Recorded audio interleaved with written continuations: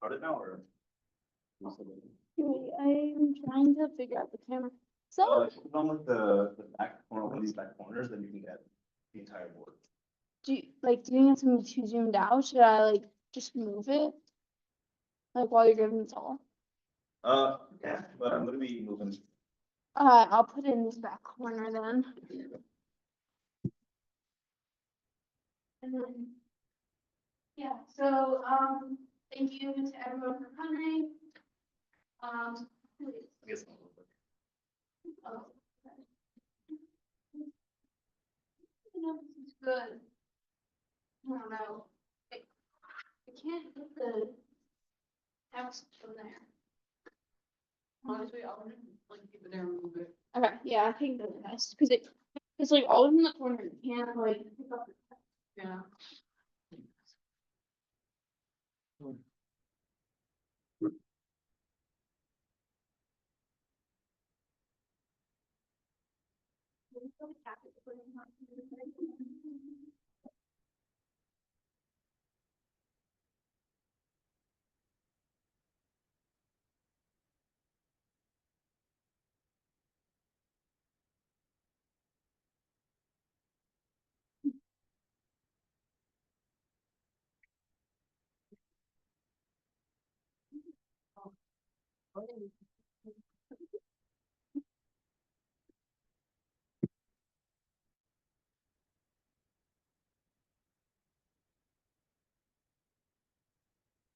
I don't know about them. You can get it wrong. Oh, Here's what you go.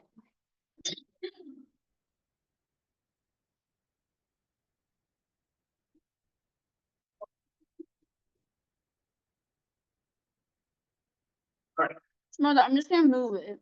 That's fine. Okay, so if you guys don't know me, I'm Samarth. Fifth year bachelor's slash master's student in physics, but I like math a lot as well. And the thing I like in math a lot is geometry, specifically differential geometry and the many extensions it has. One of the core things in differential geometry is the concept of the manifold. So the question is, A, what is the manifold? B, why do we care about it? It's some sort of formation. I'm gonna talk about this guy. The surface. Right. What can you do on the surface of a sphere? Well, one thing, you have points, and you have curves. Just draw a closed loop there. Those are interesting in many areas of math. But what I want to do is I want to generalize the notion of sphere. So on this side, I have a list of multivariable calculus topics. And what I want to do is I want to say, okay, there's a lot of you can do calculus in 3 dimensions. That's the generalization. This is from what you took in your intro calculus. Can you generalize this stuff on more abstract spaces? Spaces that have nontrivial spaces, that aren't just. But it's this class done it.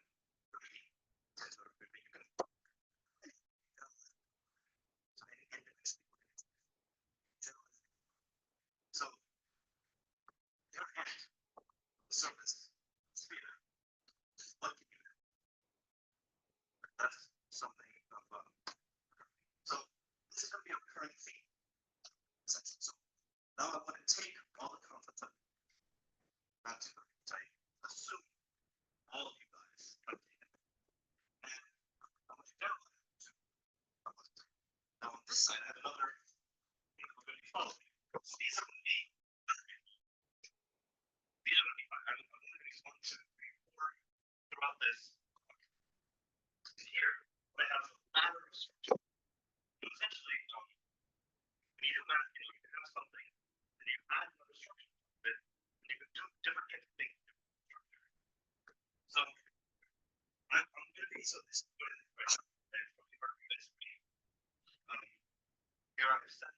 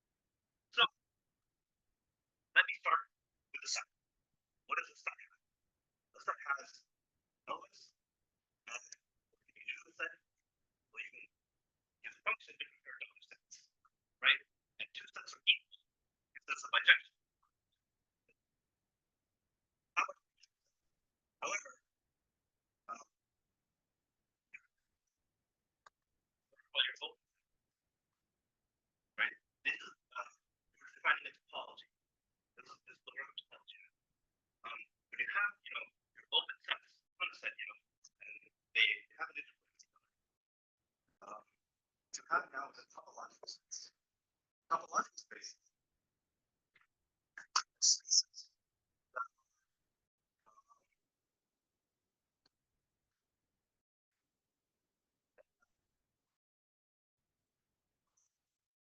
What do you do with them? So, for example, you can try a notion of continuity. This is very, very abstract. All I need is a set that I can define by open sets. And that gives me the idea of continuity. Now I want something very important. Make my space because exactly my other problem. Say your hand over here and you zoom in. It's gonna look like R2. It's gonna look like a plane. You're not gonna notice it.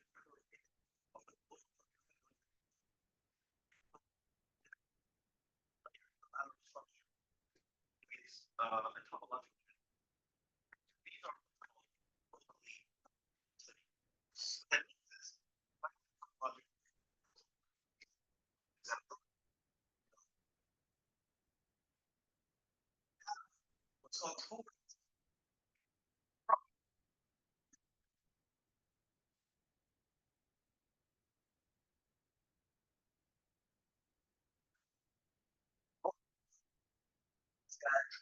Two. So what that means is I still have open sets. But now I also have what are called these terms. And these are just functions that take me from this open set to some open set in Euclidean sense. Now what we're saying is that they're homeomorphic. What's the definition of homeomorphism? Homeomorphism.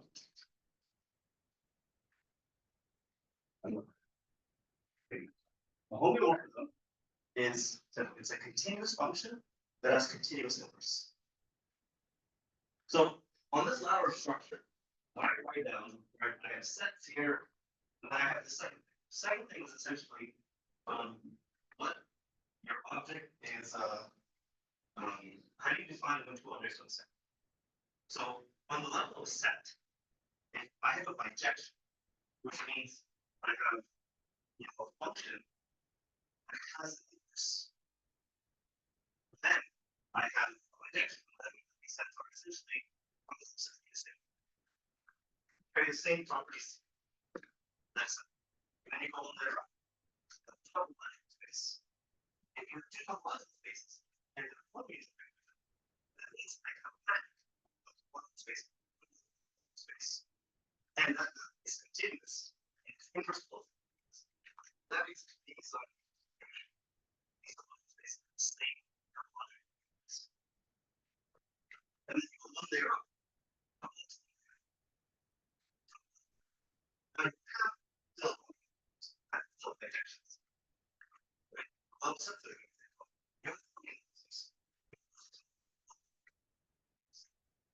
Are your open sets? That's still has all the topological terms. So anything about interesting like fundamentals and topology, still care about those. And when you go to the next level, they're going to say, or they're going to have that properties. So some benefits are very, very simple. Except now, instead of a continuous structure, it exists. A simple structure. Now, what that means, I'm going to write this down because this is important. A simple benefit.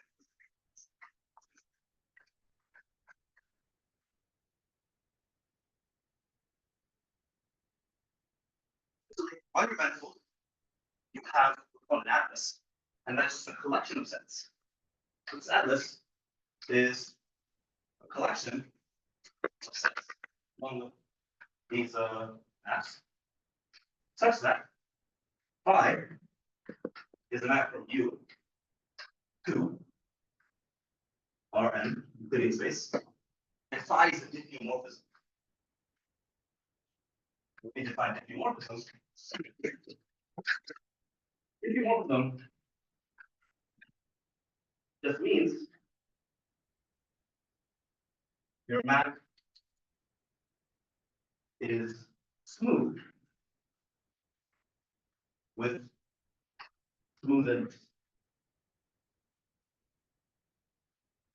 Now, what is the definition of smooth? Smooth just means you're infinitely differential.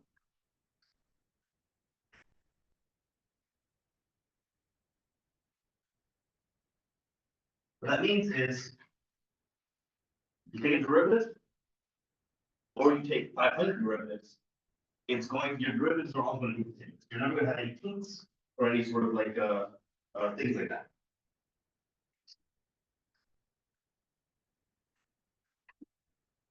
Sometimes we denote a function being smooth by saying it's even. Now you can ask something like, okay, what if I only want a space that's C2, let's say? I only want a space that's, you know, continuous, which is C0. And C0, by the way, gives you the topological structure of the continuous maps. What if I only want C1 or C2? That's perfectly fine. You can have what are called CK manifolds.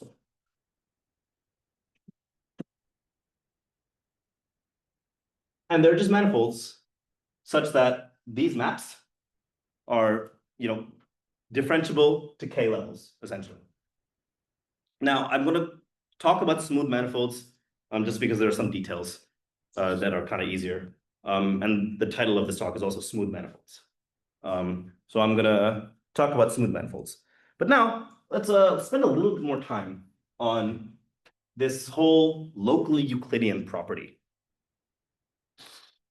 What locally Euclidean means, just to repeat myself, is that if you zoom in, you know, there's a neighborhood. That's what we call these opens. There's a neighborhood such that it is diffeomorphic to Euclidean space. That means that locally, all the properties of Euclidean space hold. So there are lots of examples of this. You know, like I showed with the sphere, if you zoom in, it's just going to look like Euclidean space. You can move around in it, you know, you can define everything you want in it.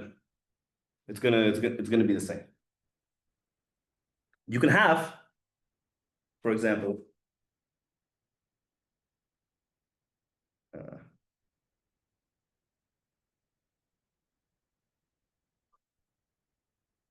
can have a point. Let's say this point maps here. You can have curves. Let's say this curve maps here. Let's make it a point picture. So on this manifold, you have points, you have curves, and these open sets, you know, if it lies in it, you can now map this points and curves onto Euclidean space. Now, Euclidean space is coordinates, right? You have an x, let's say x1 and x2 here. Manifolds themselves don't have coordinates. Coordinates are functions on a manifold. That's what's essentially going on here. These maps, phi, these are also, these also induce what you can call coordinate charts, which essentially say, okay, these map from your manifold to Euclidean space.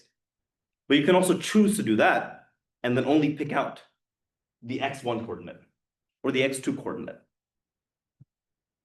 So what's going on here is a manifold is something that it itself doesn't have coordinates, but you can define coordinates locally.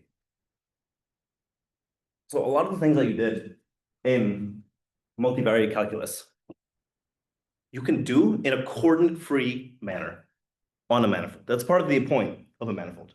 Because you don't have a set of coordinates, you have to define all these things without coordinates intrinsically. Okay, so that was a lot of words that I kind of just threw at you guys. Is there anything that you want to ask or anything that's confusing?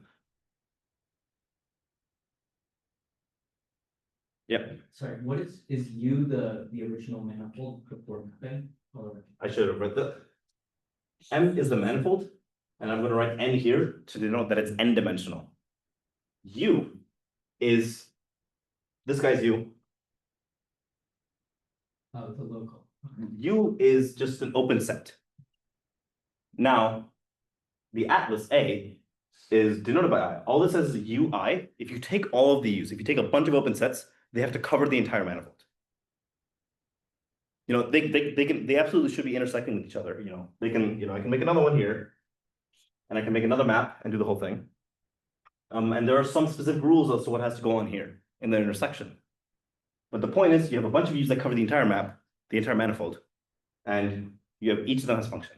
Now the point is that you cannot necessarily cover the entire manifold with just one chart. If you could, that would mean it's diffeomorphic to Rn. Which, I mean, for example, this guy's not. You cannot put a singular set of coordinates that can smoothly, you know, handle the entire thing. You need two charts at least.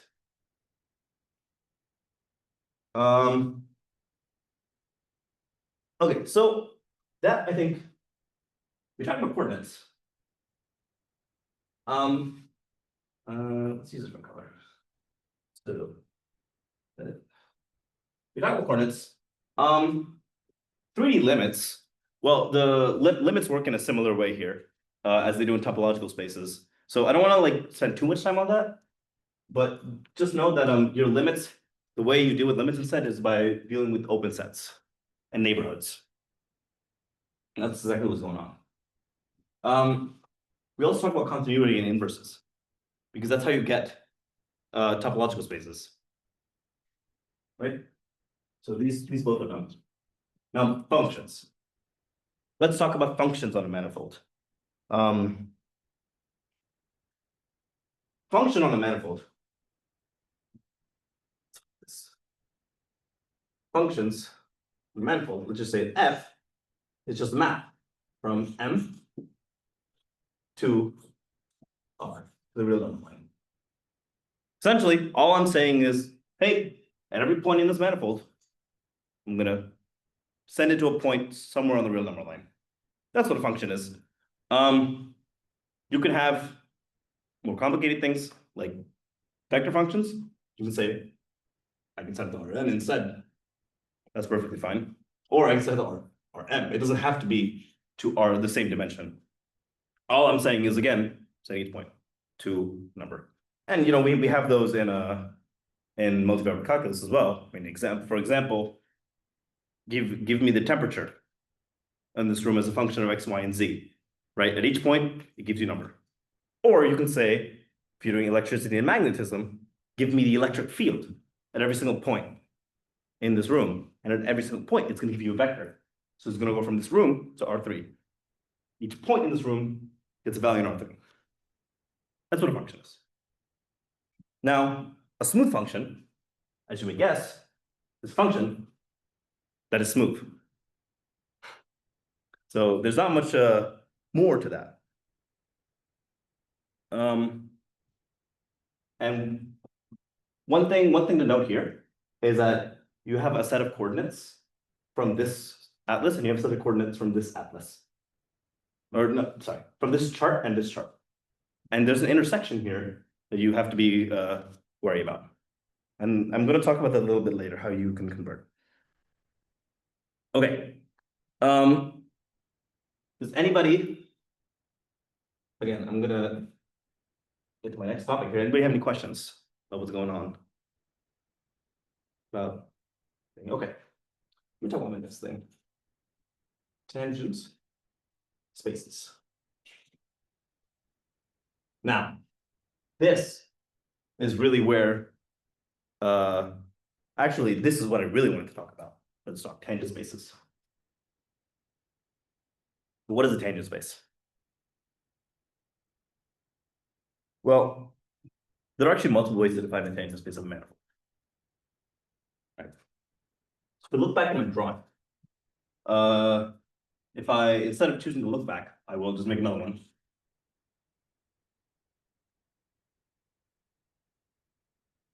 Right? Then I will choose an open chart. Let's say here. Then I will send it to from here. I have a phi here. I have a u here. Now, I can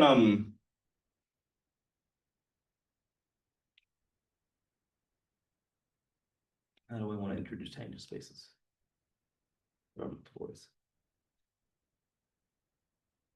Let me take a curve. Let me draw a curve. Right? So this curve gets sent to something like this, let's say. Now I can write the function for this curve, in fact. I can write that this curve is gamma. And this gamma is a map from some, let's say I. But this I just means it's just some interval on the real line. So just from A to B, something like that, to my manifold. Oops. I to the manifold. Now, essentially, what that's going to be is what that's going to mean is that a gamma of t is going to be some point in the manifold. That's what this map is to say. And t is time or whatever parameter you want to use. What's one of the few things you can do with a curve? Anybody can shout it out. It's up there as well. Yeah, differentiate. So I heard integrate and differentiate, but the answer I was looking for was differentiate. Now, what does the derivative of a curve give me? It's derivative. So if I have a curve, right, and what is the derivative? Tangent line. Well, tangent vector, right? Because a line is a bit more. Okay. Tangent spaces. I'm going to start by figuring out what the tangent this guy is. So if I just take the derivative of this, that's essentially just going to give me a vector. Right? It's going to give me a vector here. So I can denote that by this guy.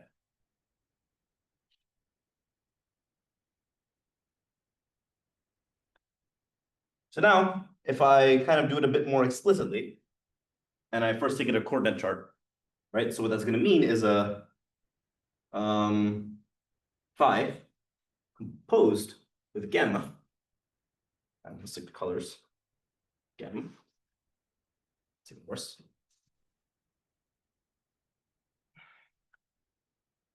Gamma. This is going to be a function of time. We'll take its derivative.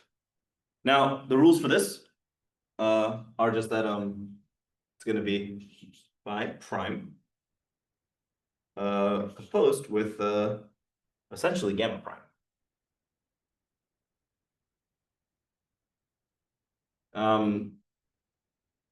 No, phi prime composed with gamma. That point, yeah. It's there's a chain rule. There's a chain rule.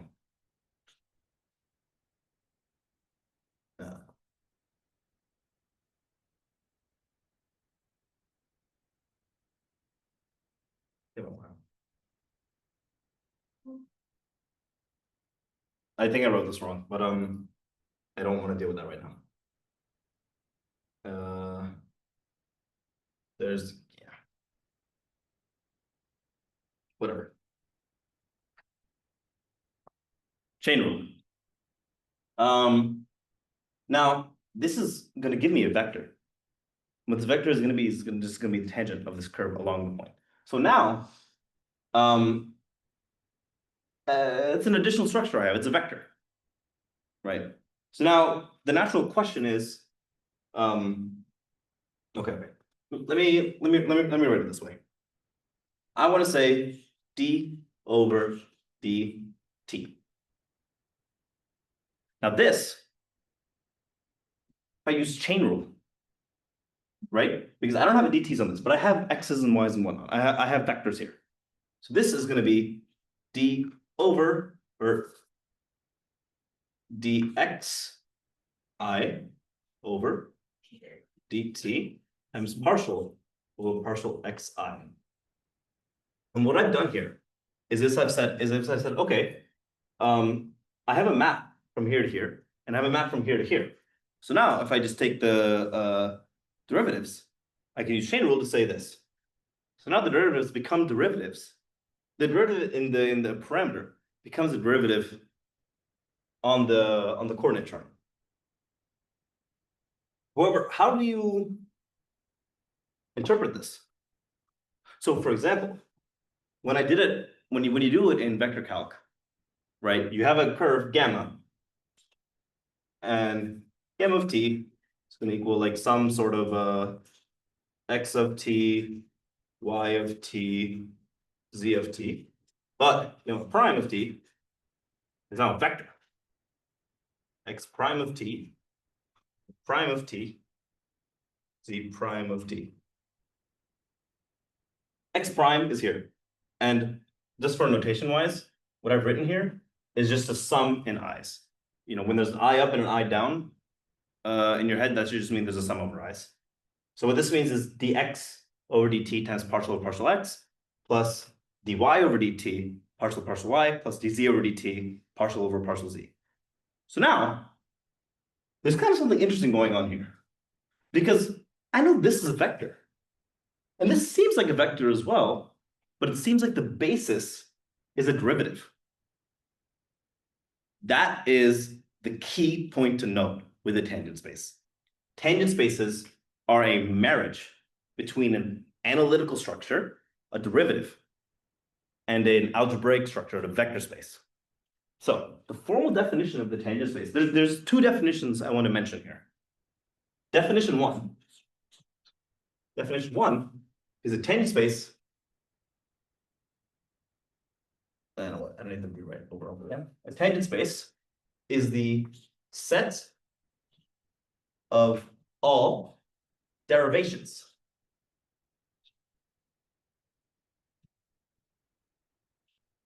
of a manifold, and MFT is manifold. And definition two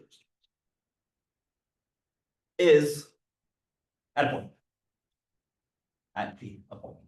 In the definition two, tangent space is just a vector space, an n-dimensional vector space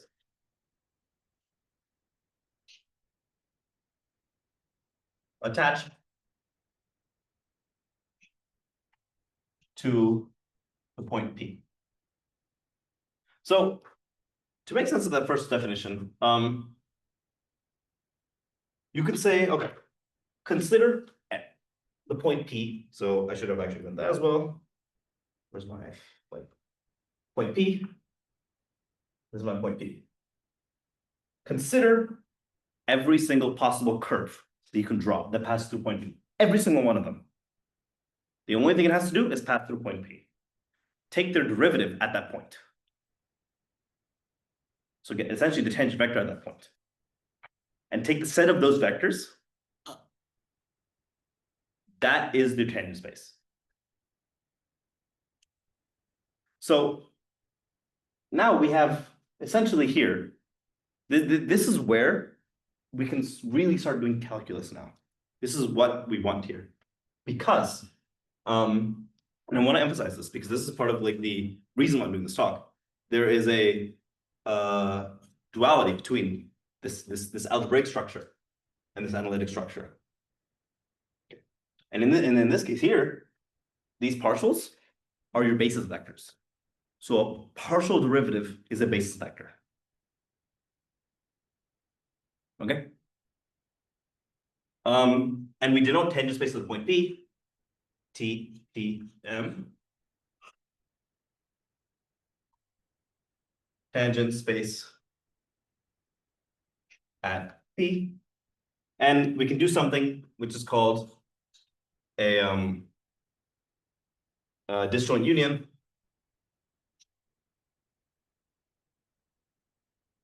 So this is the tangent bundle. What this means is we have M, we have a manifold, and then at every single point, we have a tangent space, TP of M, and we just, essentially stick tangent points at every point.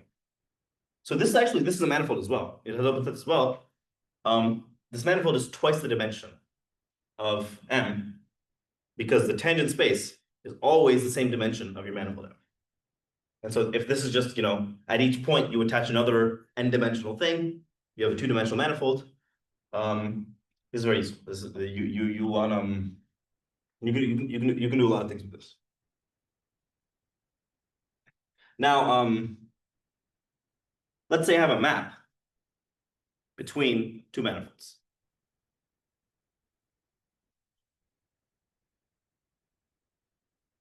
And let's say it's a diffeomorphism, right? So in some way, these guys are actually related. Now, I can make a map between the tangent spaces. And I'm going to say that's df. Let's say dfp. This map between the tangent spaces at p of m and the tangent space at f of p of n. So all I've done here is I've said, okay, if I have a map between these two, I can define a map between their tangent spaces. That's defined by d of f. And the way df works, essentially, or the way df operates, is it essentially takes the derivative of f. And yeah, you can do this in components as well. I don't want to really go through components because that would take too much time. But one very important theorem is that if f diffeo implies that df, and this for any p, is an isomorphism.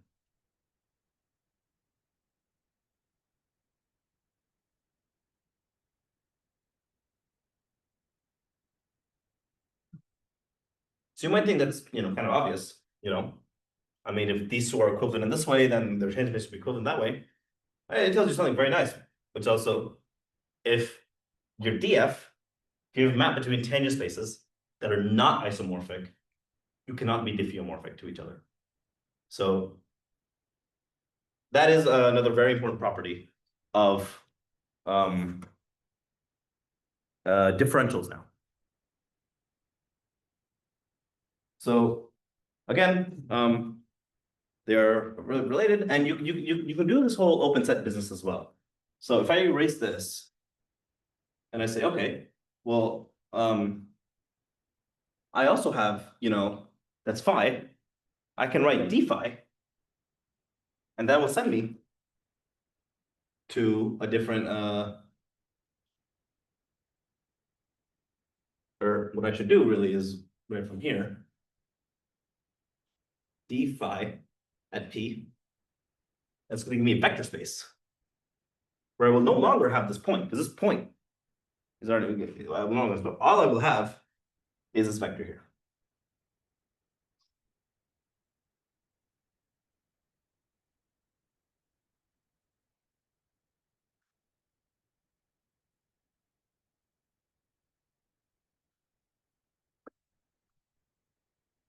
And there are a lot of nice things with submanifolds, which submanifolds are just, a subset of a manifold that is also a manifold. So the most common example of a submanifold that you know is a line or a curve. A curve is a one-dimensional submanifold. Surfaces are two-dimensional submanifolds. So if you take this three-dimensional space, and you take this guy, this is a two-dimensional submanifold of a three-dimensional space. Now, you take the tangent space of just this guy intrinsically by itself, it's going to be a two-dimensional space. However, now if you consider it a submanifold of this three-dimensional space, you have this direction you can go in, you get this direction you go in, but you also have up and down. That's not part of this guy. This, because if you go up and down, you're no longer on this manifold. But because this is a submanifold, the tangent space of this guy is a subspace, is a linear subspace of the tangent space of the ambient manifold. So the maps of tangent spaces tell us a lot about the maps between things. Now, in linear algebra, we have things which are called duals, which essentially allow you to say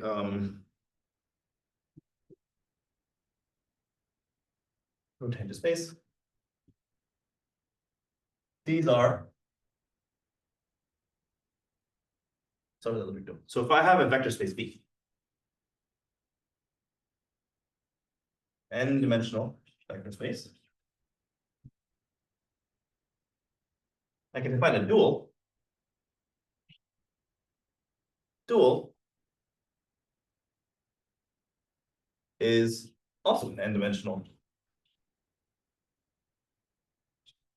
vector space. And I'm going to call it V star. And then the way V star works is V star is actually a set of maps. V star, or I'll do it this way.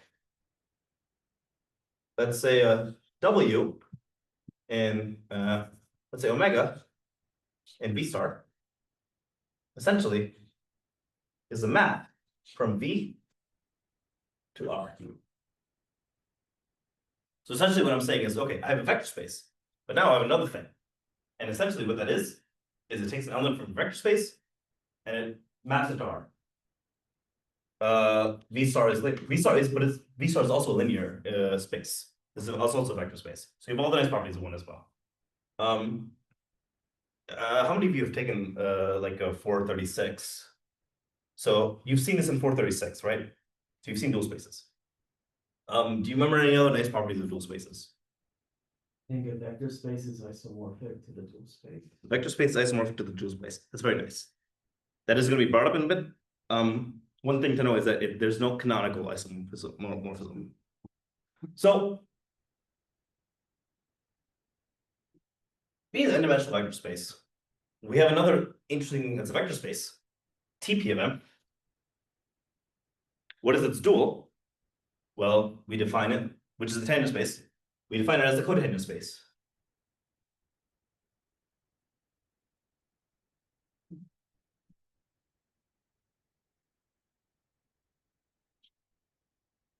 So essentially, any element in the cotangent space will take an element in the tangent space and descend it to the reals.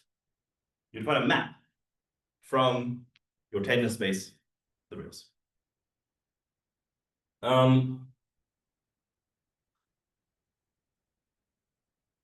Yeah.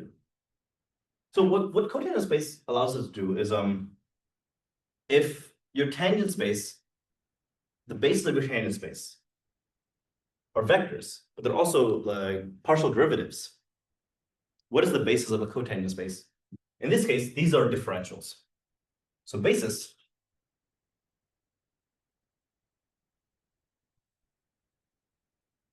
differentials. dxi, where I goes from 1 to n. And the way these work is or you can make a canonical, you can choose canonical bases and whatnot, but essentially the way these can work is each dxi takes you from your tangent space P to R. So it takes you from essentially what a vector is. You input a vector, you input a partial derivative, and you get out a number. And one canonical way of doing this is to say, hey, dxi acting on partial xj equals delta ij. So this is an orthonormal basis, an orthonormal co-basis as well. All this is saying is that if you have the ith covector and the jth vector, you know, when you're acting them, you get delta ij, which is just 0 if they're not equal to each other and 1 if I and j are equal to each other. So that's an example. That's an orthonormal basis. But you know, your cotangent space allows you to define differentials of a function. So if I have a function right? From M to R, I can define df.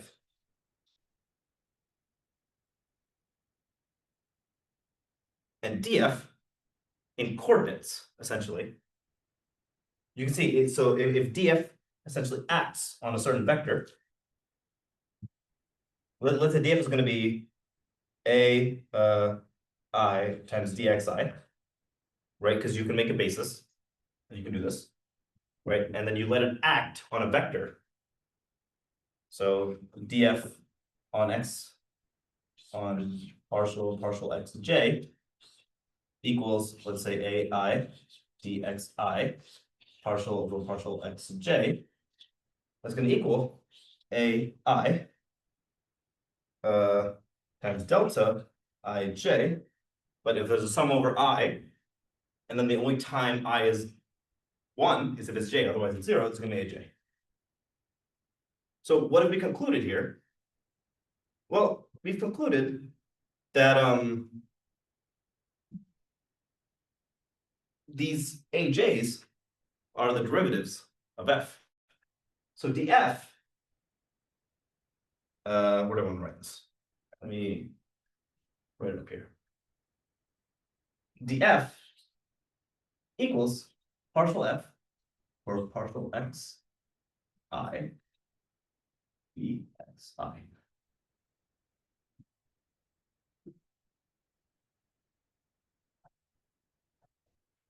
And that does look familiar, does it? What sort of thing looks like a derivative, and then you have something that could be a base of a vector, and you sum it all? What sort of thing? You can yell it out.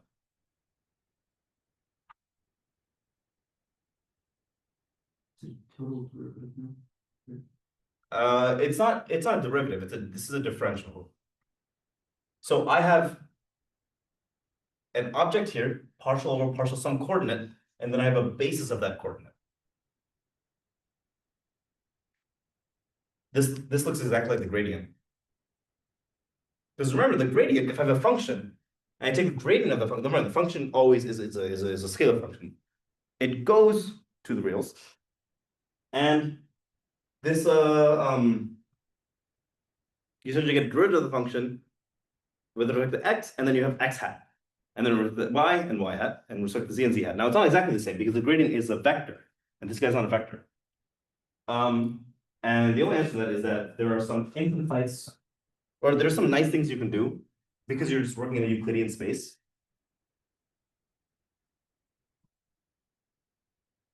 But you know what we've done these. We can do partial derivatives. Where's the gradients? Somewhere here. Yeah. So now that generalizes the notion of gradients. Okay, running very slow. Now, before I move on to the next section, which is going to be more calculus on a manifold, doing the actual stuff we care about. Is anybody lost in the logic of what I'm trying to say? Or anything that's confusing? Nothing? Okay. So I'm going to find one more thing before I show how to do link equation.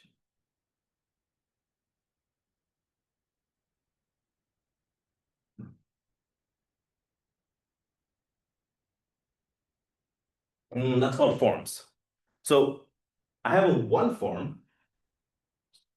Well, before that, I'm going to define a vector, right? So in this basis now, what I can say a vector, V, is going to equal, let's say, some A sub I, or let's say A sub I, times partial sub I. So this partial sub I just means derivative, partial derivative with respect to the ith coordinate. So this is what a vector is, and this is what a covector is. Okay, and remember, the repeated indices just mean there's a sum of them.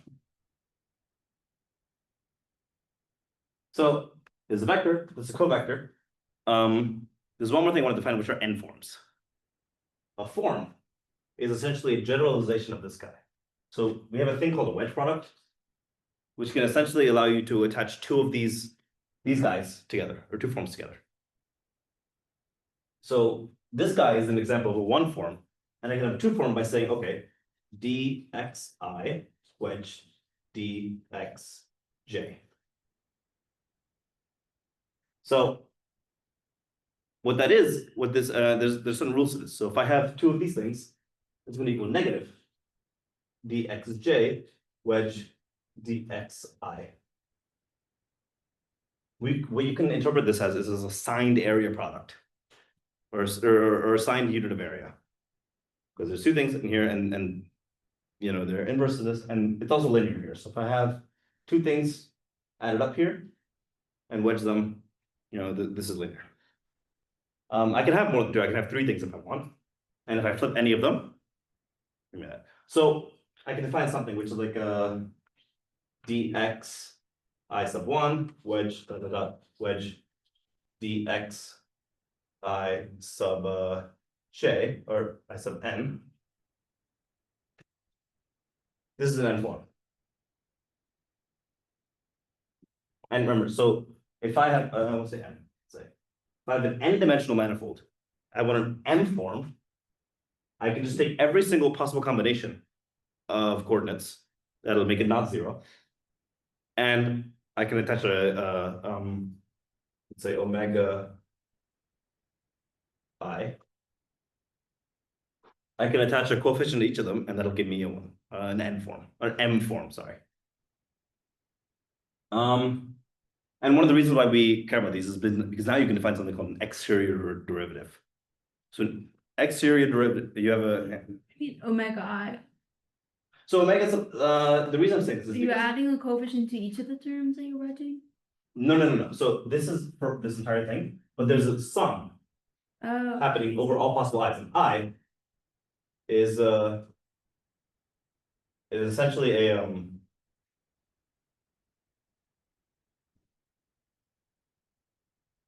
this is capital I is essentially just like any possible like essentially n choose n. Yeah. So if I have n possible coordinates, but I only want to choose m of them, I do that and I give a coefficient to each of possible choice, but then I sum over all of them. Each of these form a basis as well. This is a vector space.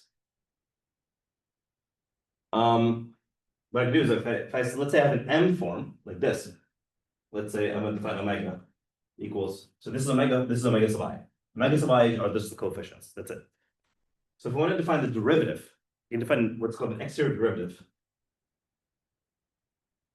D of omega.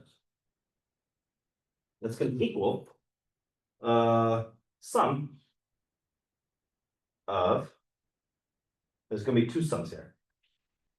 Partial omega I over partial x j dxj wedge dx I sub 1 wedge dx I sub m, and this is going to be sum of j, and this is going to be sum of I still. So this is very complicated. It's a very complicated formula. But the nice part about this is that it actually generalizes a couple of things that we have. What it generalizes is the curl. Where are these? Oh, maybe I forgot to write it. Yeah, I forgot to write that. But this generalizes the notion of gradient that we have. Generalizes the curl and generalizes divergence. So I'll leave this as an exercise at home, but in 3 dimensions I have x, y, z. So my basis of differential with dx, dy, and dz, but I also have these guys: dx wedge dy, dy wedge dz, and dz wedge dx, and I have the top guy. I'm just gonna write it here again: dx wedge dy wedge dz.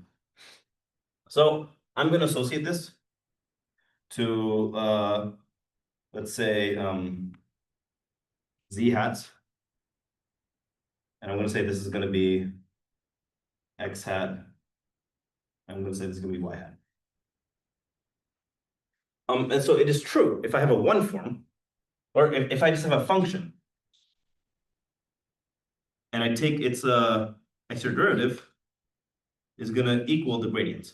If you say that this is x hat, this is y hat, and this is z hat.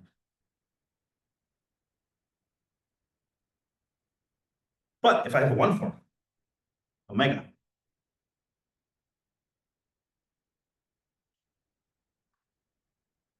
it's going to equal the curl of omega. And if I have a two form, capital P,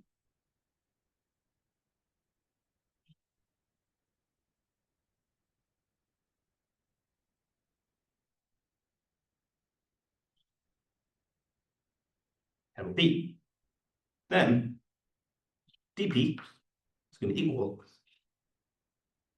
this guy.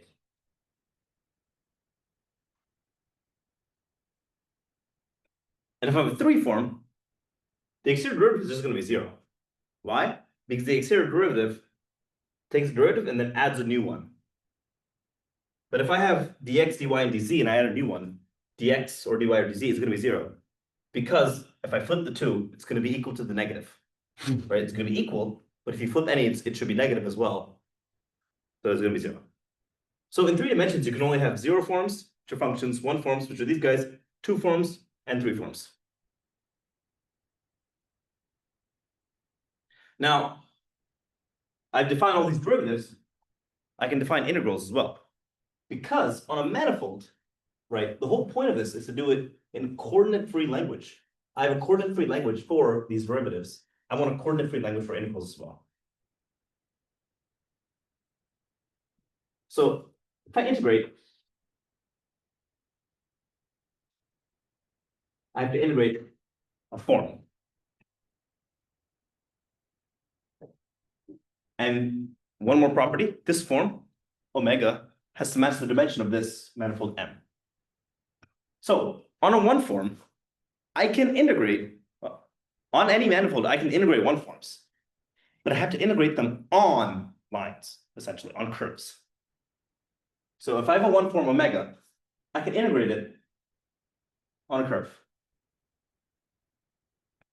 And this should make sense. This should very much make sense to you, these definitions, because if you flip these two, you're essentially making a negative sign in your thing.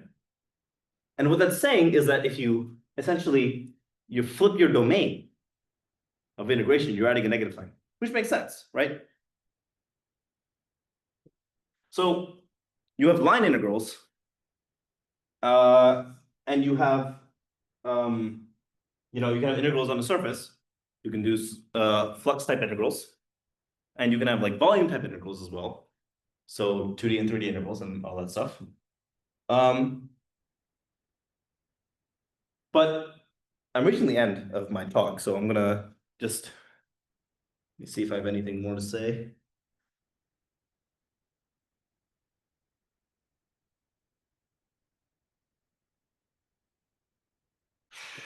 There was one more thing I wanted to say, but okay.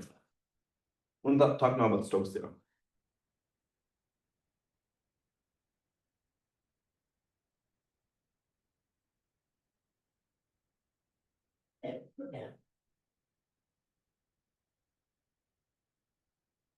This is one of the most important theorems you learn in manifold theory. This is an incredible generalization of stuff that you've learned. So what I'm going to do is I'm going to give an example. So let's say I have a closed curve here that encloses some sort of area here, right? And what I want to do is I want to integrate a two form here. What is my two form? Well, I can build a two form using a one form. I can say, okay, my two form P gonna equal d omega. So it equals the some sort of a whatchamacallit. Yeah. Sorry. It equals p equals d omega. So that's what's here. And then on the boundary, what this partial means for manifolds is it's weird, but it means boundary when you attach to a boundary. So this works. This is a one form. This is a boundary of a two-dimensional manifold. So it's a one-dimensional manifold. This is a two form, this is a two-dimensional manifold. Now, if I have a one form, and let's go back to 3 dimensions, right? If I have a one form, what is the, in the vector language, what is the exterior derivative of one form? It's a curve. And always again, you're able to do this is because you have to make these associations, like on the level of vectors. So when I have the vector indices up, you have to make these associations. When I don't, you just do these abstractly. What is this guy? This is gamma, right? And this guy, again,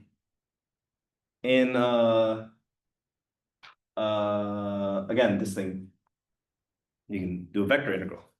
So switching to, the multivariable calculus language, this is going to be omega dot dx actually, or I should say dot d gamma, or better yet, dot m prime mzt. What is it going to equal? So you go to the surface S.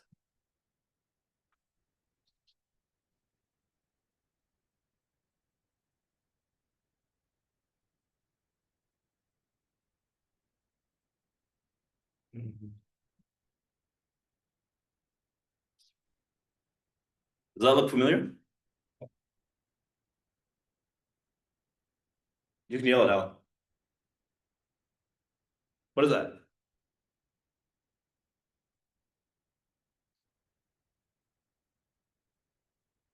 Think about what we learned in multivariable calculus.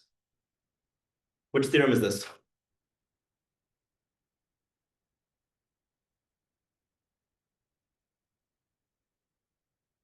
There's no way nobody remembers. In the class, but I think it's. Stokes theorem.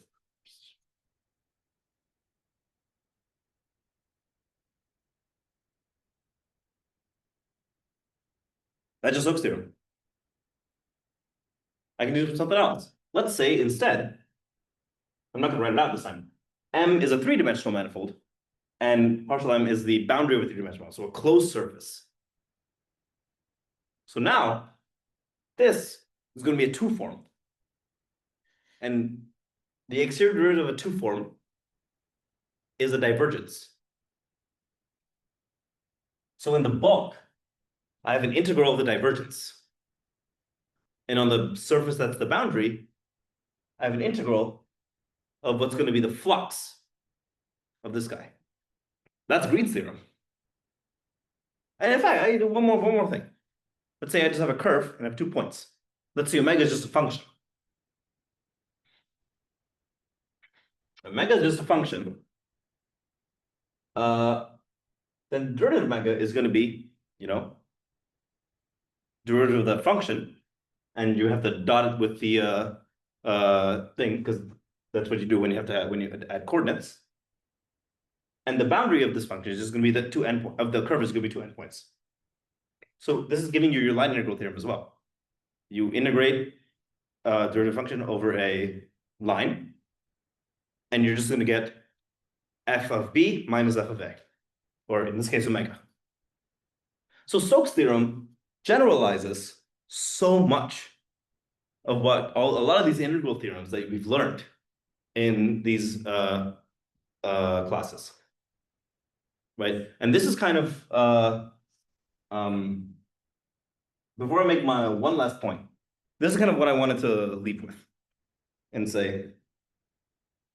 One more thing to note is that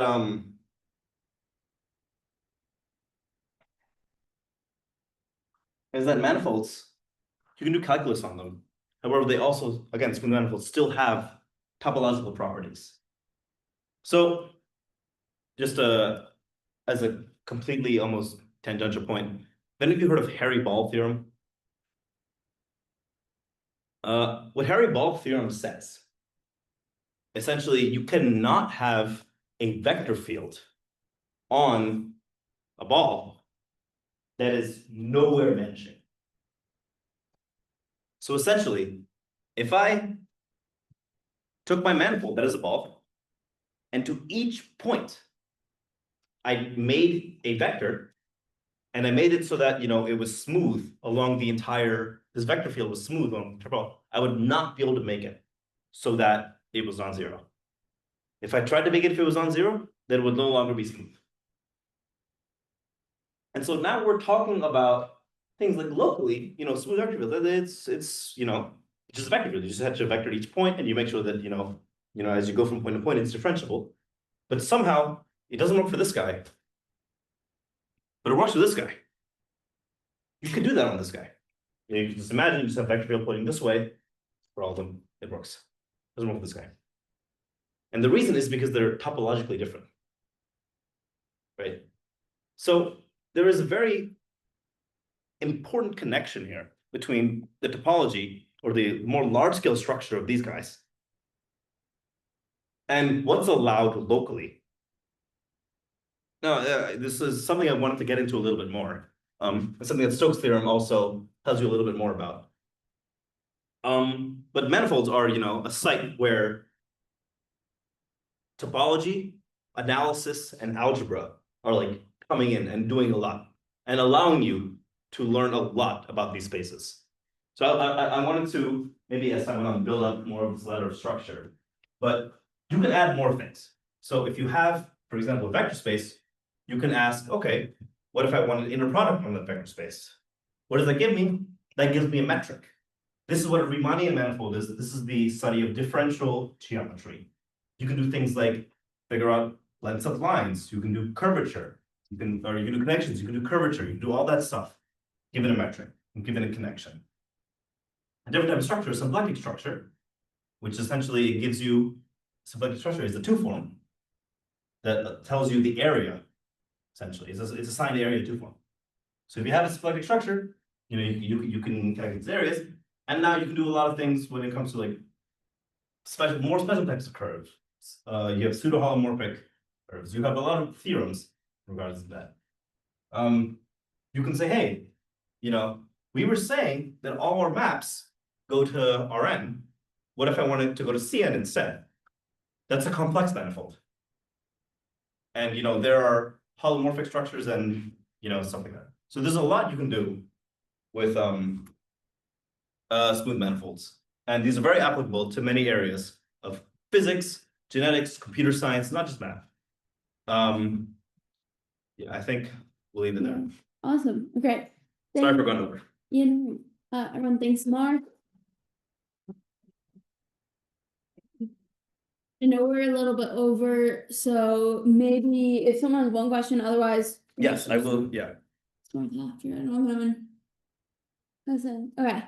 If anyone wants to talk to Smart is, I don't know if you're running to your next thing, but. I can talk if you want to, but. Anyway, thank you.